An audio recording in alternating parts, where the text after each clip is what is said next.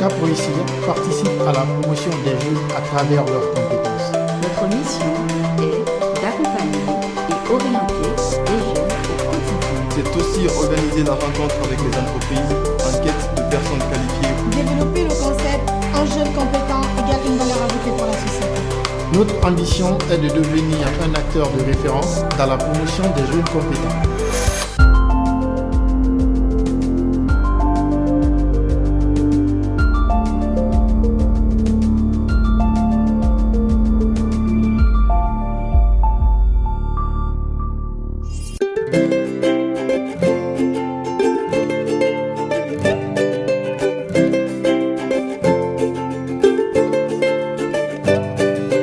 Avant tout, je voudrais vous remercier en fait pour cette invitation. J'ai eu le bac en 2004 en Guinée, donc j'ai fait la série sciences mathématiques.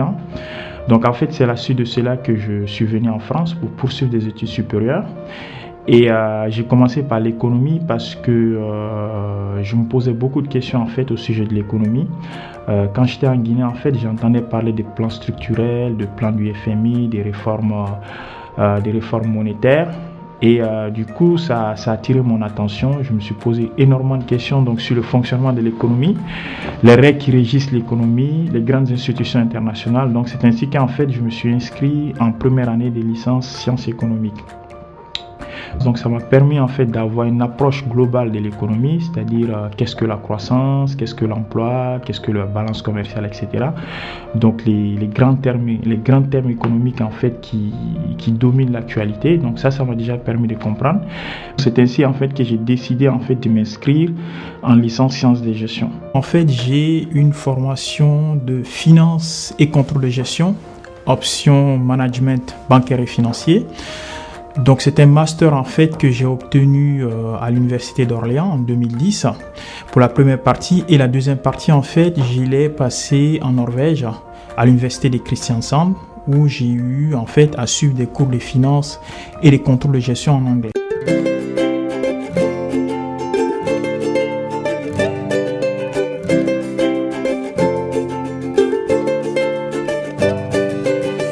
Ma première expérience professionnelle a eu lieu dans un cabinet d'audit où j'ai travaillé en tant que comptable stagiaire.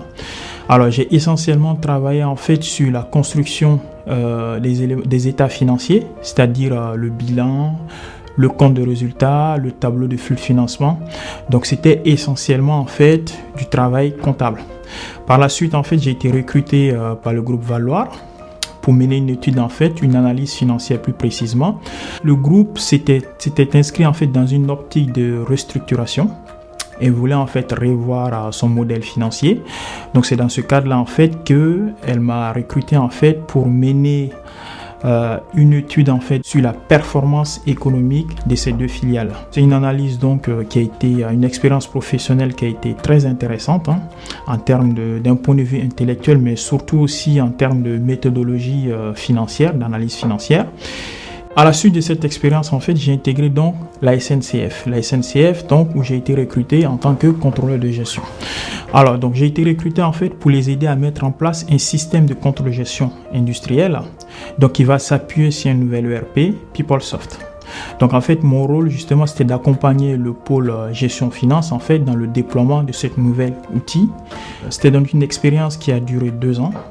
Donc, où j'ai été en lien avec plusieurs métiers, donc une expérience très intéressante qui m'a permis justement d'être en interaction avec non seulement le niveau très élevé du pilotage de l'entreprise, mais aussi avec le niveau opérationnel. Donc après donc cette expérience, donc j'ai été recruté par le cabinet Business at Work en tant que consultant financier spécialisé dans les ERP des finances et du contrôle de gestion.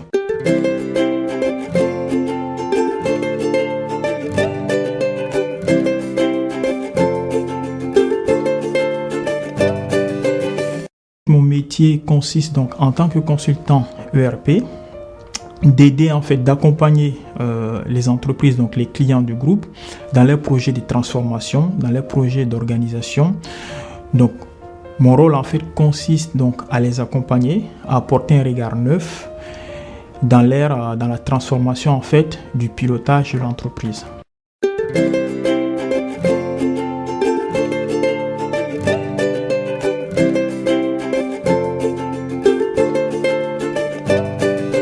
Ces qualités, en fait, je les scène en 2 éléments qui sont très importants. Le premier élément, donc, c'est la compétence. Alors, il doit avoir donc la compétence humaine, qui est surtout importante puisque le consultant, en fait, il est en interaction avec des clients, avec des hommes.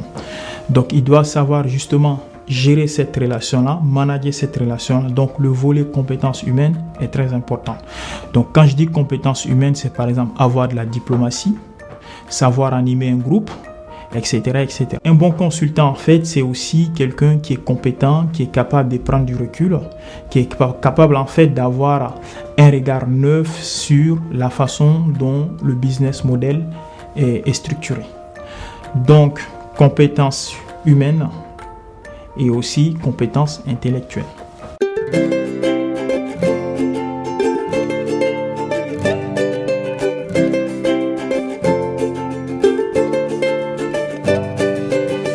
Alors, donc, en tant que consultant donc ERP, j'utilise, je travaille la plupart du temps donc sur des ERP, donc sur des modules de finance et de contrôle de gestion. Mais il m'arrive aussi d'utiliser en fait les outils classiques Word par exemple ou PowerPoint, ou aussi de manipuler Excel justement parce que des fois en fait nous sommes amenés par exemple à faire des présentations où là en fait on va plus travailler sur PowerPoint, où on est amené en fait à envoyer des comptes rendus, donc là on va plus être amené à utiliser Word. Mais je travaille essentiellement sur des outils ERP.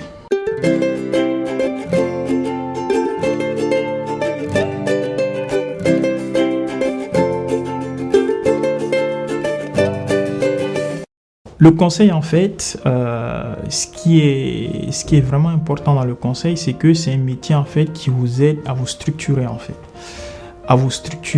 à savoir vous organiser, à être synthétique, donc avoir de la méthodologie en fait. Donc c'est ce qui est important dans ce conseil-là. Et donc à tous les jeunes qui souhaitent justement occuper plus tard une carrière de management, en fait, je pense que le conseil peut être un passage intéressant dans la mesure où il vous permet en fait de vous organiser, de vous structurer, mais surtout d'avoir une méthodologie de travail. En fait, le consultant, c'est ça, c'est quelqu'un qui utilise en fait des méthodes pour travailler avec des responsables opérationnels, pour travailler avec des clients justement, et le conseil en fait, ça cet effet structurant qui peut être utile en fait dans une carrière.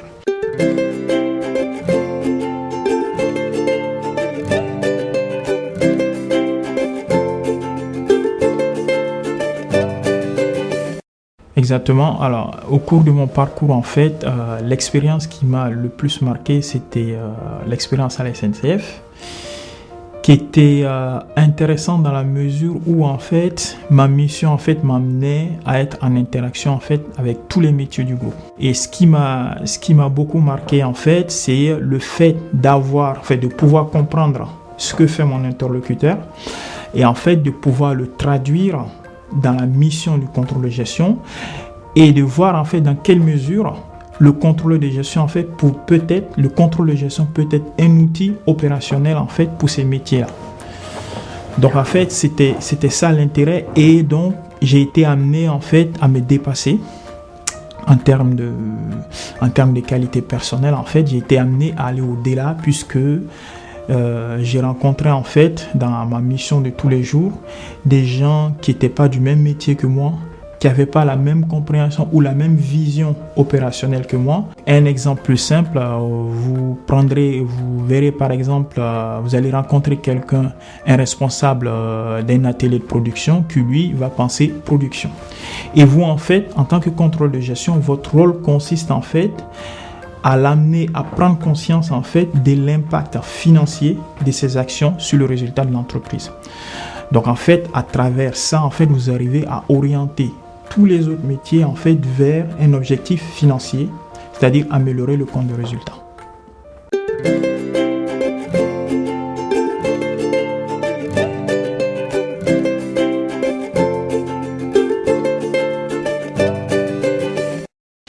Effectivement, donc les contraintes sont nombreuses.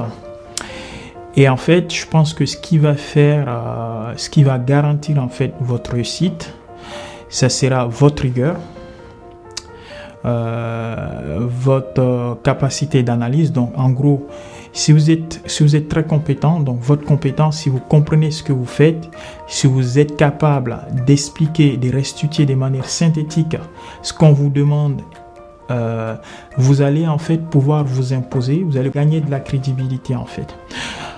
Donc, pour résumer, en fait, la rigueur, la compétence professionnelle, intellectuelle, ce sont ces références-là, en fait, qui vont vous permettre justement de gagner de la légitimité, de gagner du crédit et de vous faire accepter.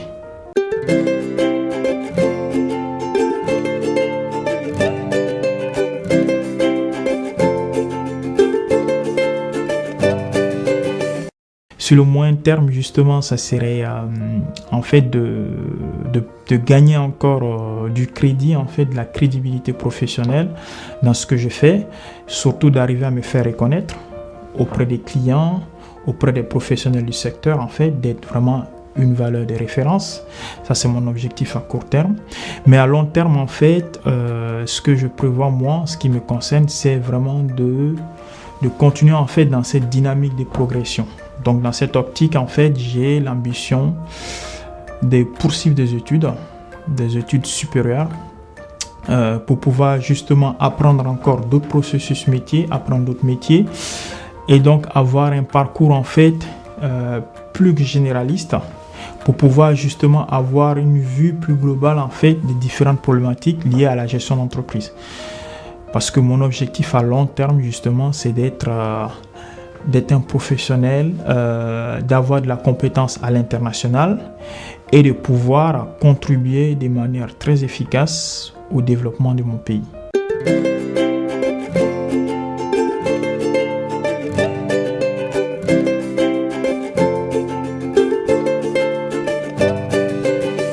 Ce que je leur dirais, en fait, la meilleure façon d'être reconnu, en fait, la meilleure façon de réussir, en fait, c'est de travailler. Rien que le travail, être sérieux dans ce qu'on fait, être persévérant et surtout être patient. Être patient parce qu'il va vous arriver des moments où vous allez tenter plusieurs expériences qui ne vont pas marcher. Mais justement, c'est en ce moment-là, en fait, qu'il va falloir être patient, dire que peut-être que ce n'est pas le bon moment, mais surtout être persévérant. Ce qu'on dit chez nous, ne jamais lâcher le morceau. Si vous fixez des objectifs et que vous vous lancez dans cette voie-là, en fait, il ne faudrait pas abandonner. Il faut poursuivre, il faut être persévérant pour justement pouvoir atteindre son objectif. Je pense que c'est pour un jeune, en fait, la meilleure façon, en fait, pour lui de réussir, ce serait vraiment d'être persévérant dans ses études.